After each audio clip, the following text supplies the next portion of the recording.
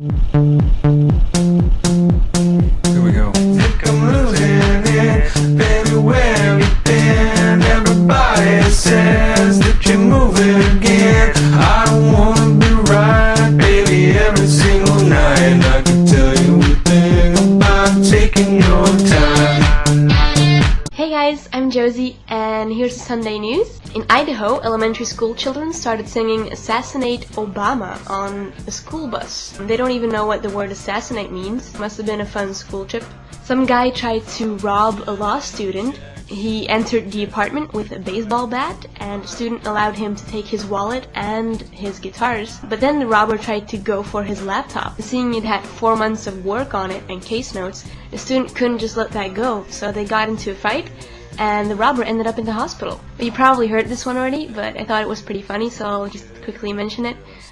In Paris, animal rights activists threw flour on Lindsay Lohan because she was wearing fur. Gordon Brown stated earlier in an article that he wants to invoke the principle of presumed consent when it comes to organ donation. Embarrassingly, the organ donation task force that he has set up will oppose the idea this week.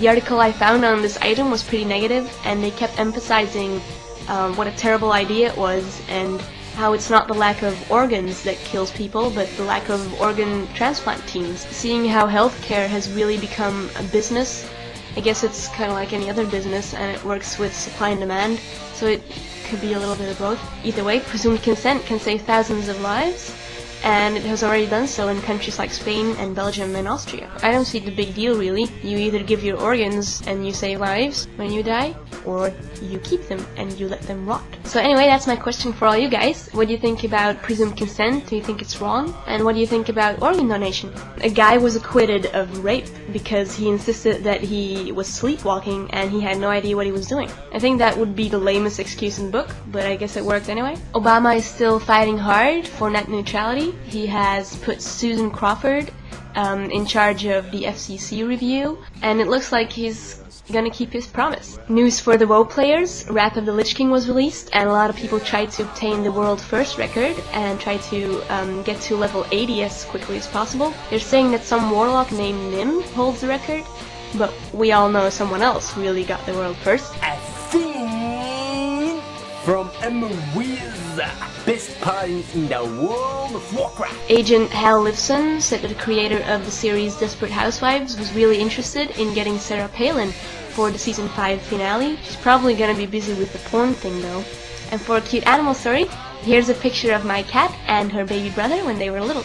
Oh, and I just wanted to say thanks to Justin for the video response.